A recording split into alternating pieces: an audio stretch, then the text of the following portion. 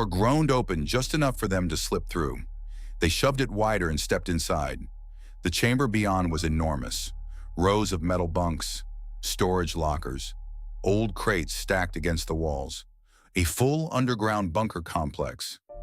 Frank whistled softly. Holy hell, you weren't kidding. Colton scanned the room. The air down here was stale but intact. Emergency lights lined the ceiling.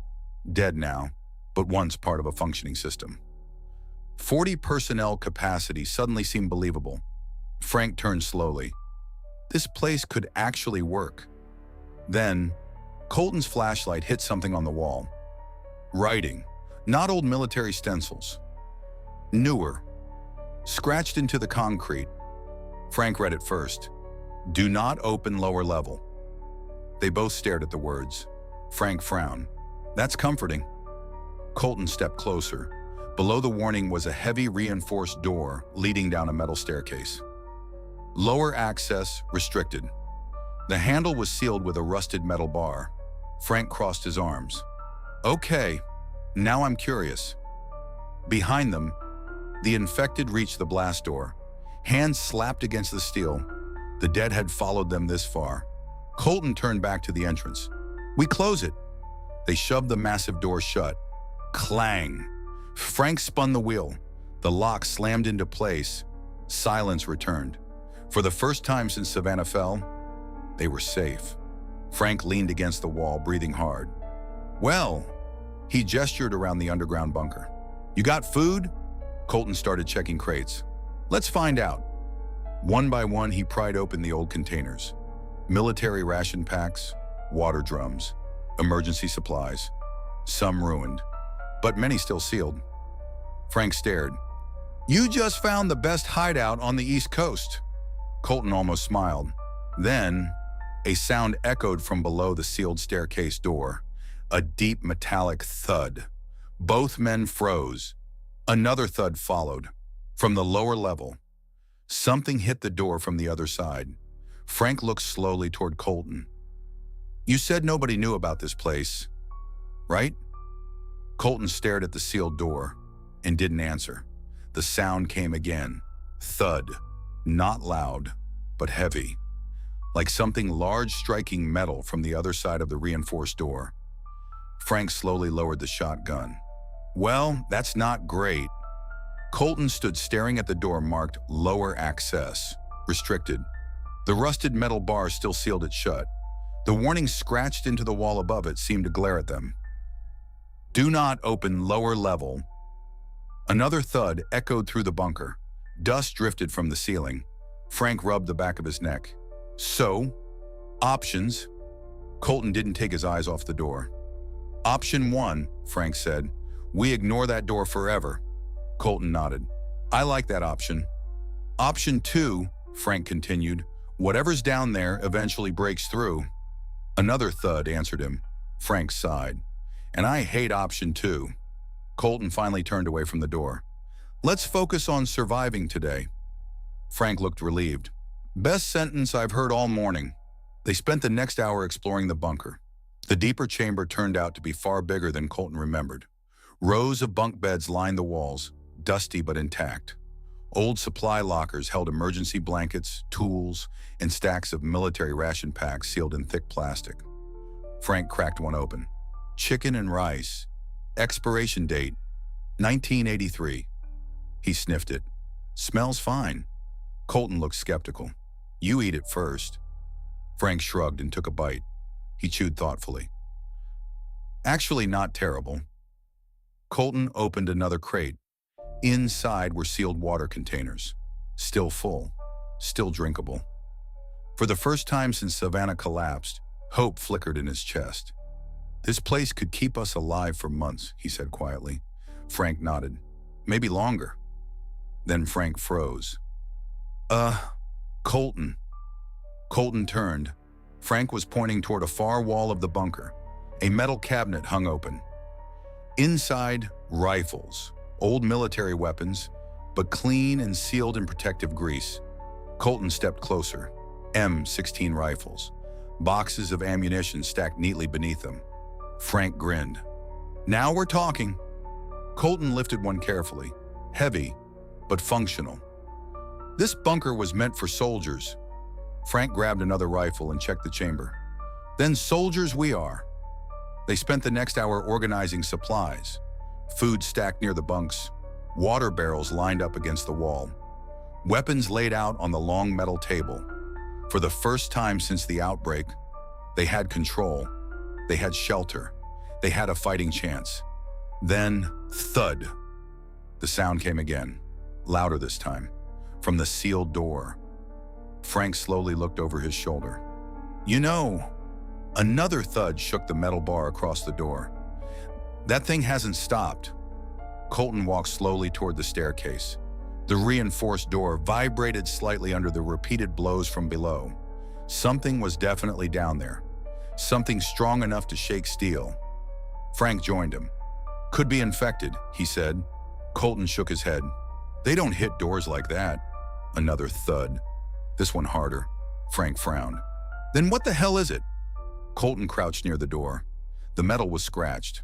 Not recently. Old marks. Like someone had tried to claw their way out once before. Frank noticed it too. That door was sealed for a reason. Colton stood slowly. Yeah. Frank crossed his arms. So the real question is... He nodded toward the shaking door. Who sealed it? Neither man spoke for a moment. Then, from the darkness below the door, a voice echoed faintly through the metal. Weak, raspy, but unmistakably human. Help! Me! Frank's eyes widened. Colton stared at the door. Because whatever was down there, it wasn't dead, and it had been trapped in the dark for a very long time. The bunker went completely silent. Colton and Frank stood frozen in front of the sealed door. Neither man breathed. Then it came again. A weak, broken voice leaking through the metal. Please. Frank slowly looked at Colton. Well, that's new. Colton crouched beside the door, pressing his ear against the cold steel. For a moment he heard nothing, just the distant groan of the bunker shifting under the dunes. Then, a faint scraping sound, and the voice again. Is someone there? Colton stood up slowly. It's a person, Frank rubbed his beard, or something pretending to be a person. Colton didn't answer. His eyes were fixed on the rusted metal bar sealing the door shut. Frank stepped closer. You really thinking about opening that? Colton glanced back at the tunnel entrance. Beyond the blast door, the infected still shuffled somewhere in the upper bunker. They had sealed themselves in. This underground shelter might be the safest place left on the island. But now, something alive was trapped below them. Frank spoke quietly. That door was sealed for a reason. Another weak knock came from the other side. Not the violent pounding from before, just a shaky tap. Please. Colton felt a knot tighten in his chest. He imagined being trapped down there, in the dark, For days, weeks, maybe longer. Frank noticed the look on his face. "Oh no," he said immediately. "Nope." Colton grabbed the metal bar. Frank threw up both hands. "Colton, what if they're hurt? What if they're crazy? What if they're infected?" Colton hesitated. Frank pointed at the scratched concrete wall. "Remember the sign? Do not open lower level." Frank lowered his voice. "Somebody sealed that door and wrote that warning after." Colton looked back at the steel door. "Yeah." Then the voice came again, weak, desperate. "I can hear you." Frank closed his eyes. "Of course you can." Silence filled the bunker. Finally, Frank sighed. "All right." Colton looked at him. Frank pointed a finger. "One rule." "What?" "If that door opens and something even slightly weird happens." He lifted the shotgun. "I shoot first." Colton nodded. "Fair." They moved together. Colton grabbed the rusted bar. Frank stood beside him with the shotgun aimed directly at the door. "Ready?" Colton asked. Frank sighed. "No." Colton lifted the bar. Rust flakes rained onto the floor. The metal clanged loudly as he pulled it free. The door handle weighted, cold, heavy. Colton wrapped his hand around it. The bunker seemed to hold its breath. He turned the wheel slowly. Krrrnk. The lock disengaged. Frank tightened his grip on the shotgun. "Easy." Colton pulled the door open. It creaked slowly inward. Darkness spilled out of the stairwell below. Cold air rushed upward. And the smell, Frank gagged. "Good Lord." Rot, blood. Something worse. Colton shined the flashlight down the stairs. The beam illuminated metal steps descending into a lower chamber. At the bottom, a man sat slumped against the wall, thin, filthy. His clothes were torn military fatigues. A long gray beard covered most of his face. But his eyes were wide with relief. "You opened it," he whispered. Frank lowered the shotgun slightly. "Well, I'll be..." The old man tried to stand, but collapsed back against the wall. "How long have you been down there?" Colton asked. The man looked up at them. His lips trembled. "Since the outbreak started." Frank frowned. "That's impossible. The outbreak started yesterday." The old man's face went pale. Then he said something that made both men freeze. "No." He shook his head slowly. "The outbreak started 30 years ago." For a long moment, no one spoke. Colton's flashlight beam stayed fixed on the man sitting at the bottom of the stairs. His beard was thick and gray, his uniform filthy and half-rotted with age. The military fatigues looked decades old. The patches faded almost beyond recognition. Frank finally broke the silence. 30 years, the man nodded weakly. 1986, Colton blinked. "That's not possible." The man looked up at them, eyes bloodshot and hollow from exhaustion. "You opened the bunker," he said quietly. "That means the containment failed." Frank frowned. "Containment of what?" The man stared at him. "The infected." Colton slowly stepped down the stairs. The smell grew stronger. Stale air, rot, and something chemical.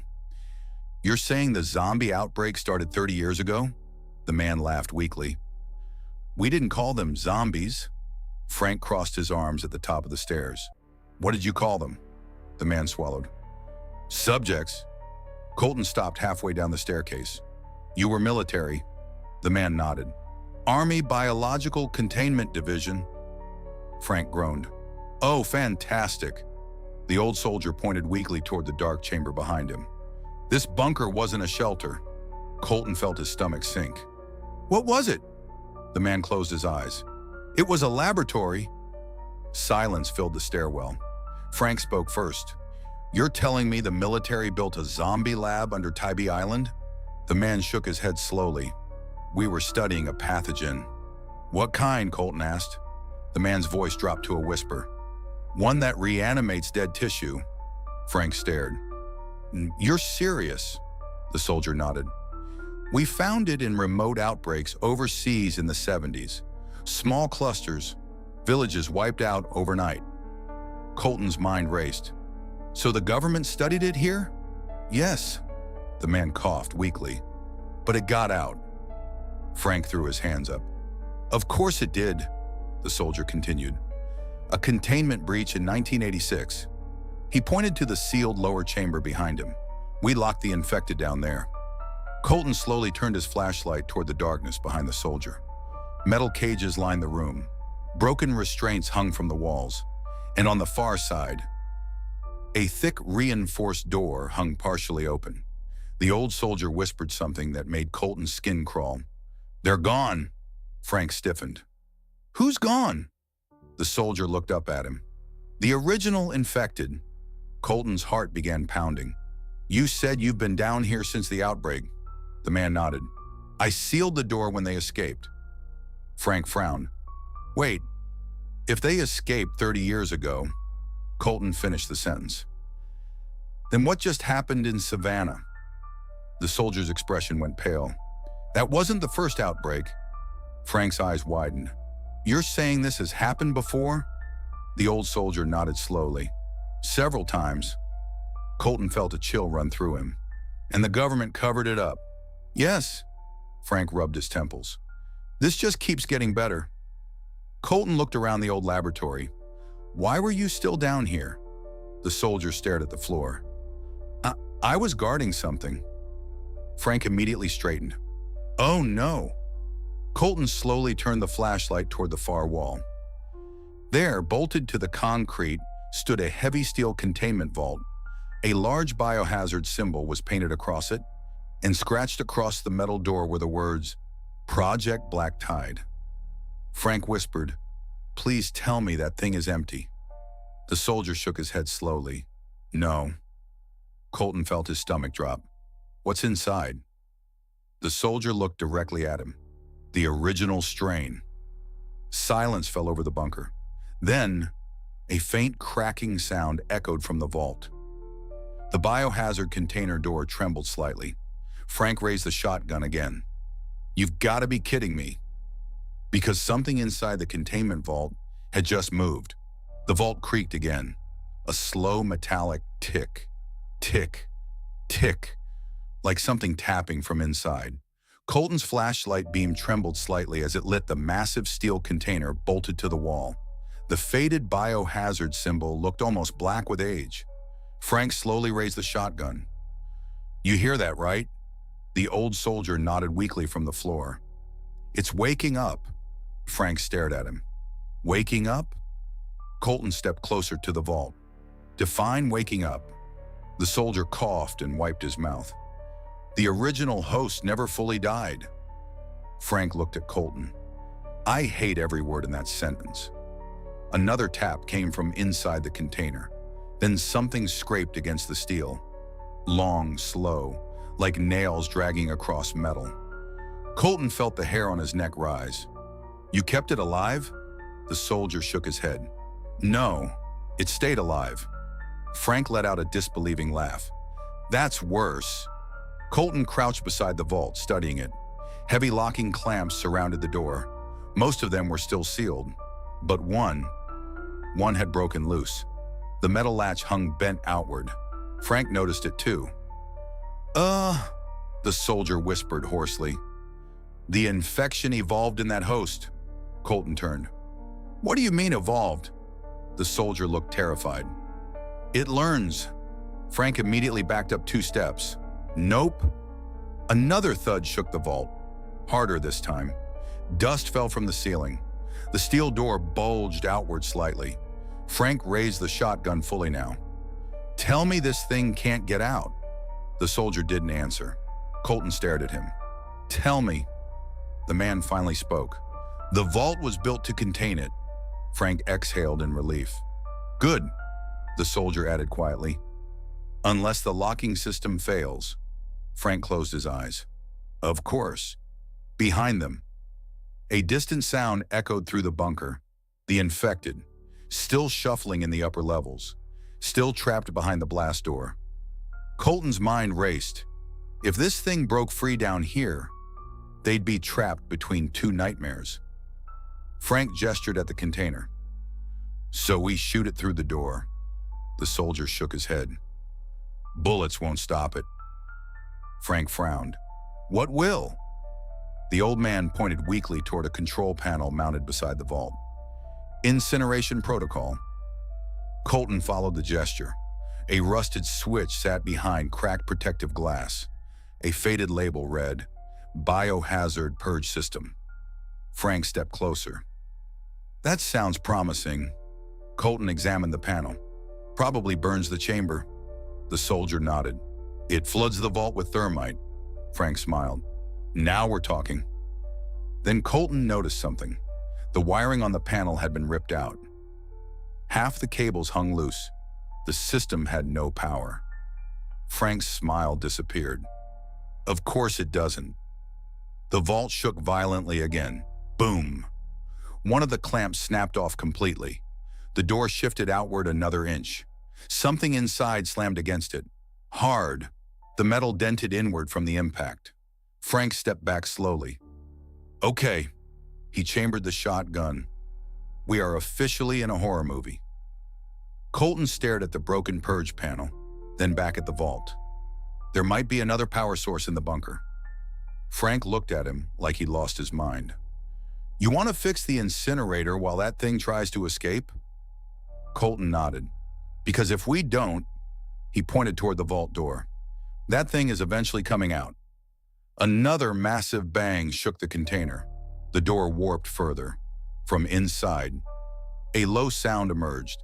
Not quite human, not quite animal, but aware. Frank swallowed. How long do we have? Colton stared at the bending steel. Not long. The creature inside Project Black Tide slammed the vault again, and this time, the door cracked open just enough for something inside to breathe. The vault door bent outward with a shriek of tortured metal. A thin black gap opened between the steel and the frame. Something inside inhaled. The sound was wet, deep, alive. Frank stepped backward slowly, shotgun raised with shaking hands. Nope, nope, nope. Colton grabbed the old soldier by the arm and hauled him to his feet. Can you walk? The man nodded weakly. Generator, maintenance room, upper bunker. Colton didn't hesitate. Frank! Frank was still staring at the vault. The metal bent again. Crunch. A pale gray hand pushed through the gap. The fingers were wrong. Too long. Too thin. The nails black and cracked like claws. Frank whispered, That's not a zombie. Colton grabbed his shoulder. Move! The vault exploded open behind them. Steel tore free as something forced its way out. They ran. Boots pounded up the staircase, the old soldier stumbling between them as they dragged him toward the upper bunker. Behind them, footsteps, fast. Far too fast for something that had been locked away for decades. Frank glanced over his shoulder. Run faster! They burst through the blast door into the main bunker chamber. The infected were still there. Dozens of them, trapped inside the upper level, clawing and wandering through the dark corridors. The moment the men appeared, heads snapped toward them. Frank groaned. Oh, come on! The dead rushed them. Colton raised the rifle and fired. The shots echoed through the bunker. Frank blasted the closest infected apart with the last shell in his shotgun. Generator room, the soldier rasped. Colton spotted a rusted door near the supply lockers. They sprinted for it. One infected lunged. Frank smashed its skull with a shotgun stock. Another grabbed Colton's jacket. He slammed the rifle butt into its face and tore free. They burst into the maintenance room. The generator sat in the center. Old, massive, military grade. Colton flipped the panel open. Fuel lines intact. Frank slammed the door shut behind them and shoved a metal cabinet against it. The infected began pounding immediately. Then, a new sound echoed through the bunker. Heavy footsteps, fast, getting closer. Frank looked at the old soldier. That your pet? The man nodded weakly. The host! Colton yanked the generator starter. Nothing. He tried again. The footsteps were now in the hallway outside. Not shuffling, running. Colton pulled the starter cord again. The machine coughed, then roared to life. Lights flickered throughout the bunker. Frank grabbed the soldier. "Where's the incinerator switch?" The man pointed weakly toward the lower level. "Vault control. Panel." Colton grabbed the rifle. "Then we finish this." The maintenance door burst open behind them. Infected flooded into the room. But something else stepped through them. Something taller, faster. The original host. Its body was twisted but powerful, skin pale gray and stretched tight across its bones. Black veins crawled across its neck and face, and its eyes. They were intelligent. It moved through the infected like a wolf through sheep. Frank whispered in horror. "It's controlling them." The creature tilted its head, studying them, learning. Colton fired. The bullets punched into its chest. The creature barely slowed. Frank grabbed a crowbar and swung as it lunged. "Go!" Colton dragged the soldier out into the hallway. They sprinted for the lower level. Behind them, Frank fought like hell. The sounds of the struggle echoed through the bunker. Then, silence. Colton stopped halfway down the stairs. "Frank!" No answer. The soldier grabbed Colton's arm. Too late. Footsteps approached again. Fast. The host was coming. Colton reached the vault control panel. The purge switch waited behind cracked glass. He smashed it with the rifle butt. The red lever dropped. Sirens screamed through the bunker. A mechanical voice echoed across the chambers. Biohazard purge initiated. Colton backed away slowly. The creature appeared at the top of the stairs. Its eyes locked onto him. For a moment, it smiled. Then the thermite charges ignited. White fire flooded the lower level. The heat became unbearable instantly. The creature shrieked, an inhuman sound, as the flames consumed it. Colton grabbed the soldier and ran. They climbed the ladder to the surface hatch. Sunlight blinded them as they burst out onto the dunes of Tybee Island. Behind them, the bunker roared like a furnace beneath the sand. Then the ground shook. A muffled explosion collapsed the tunnels below. The beach fell silent. Waves rolled gently against the shore. Smoke drifted into the morning sky. Colton sat in the sand, breathing hard. The old soldier stared at the ocean. "You stopped it." Colton looked back toward Savannah. Black smoke still rose from the distant city. "No," he said quietly. He thought of Frank, of the infected filling the streets, of the outbreaks the soldier said had happened before. "This isn't over." The wind carried the sound of distant sirens across the water. Somewhere out there, the infection was still spreading, and the tide was only beginning to rise.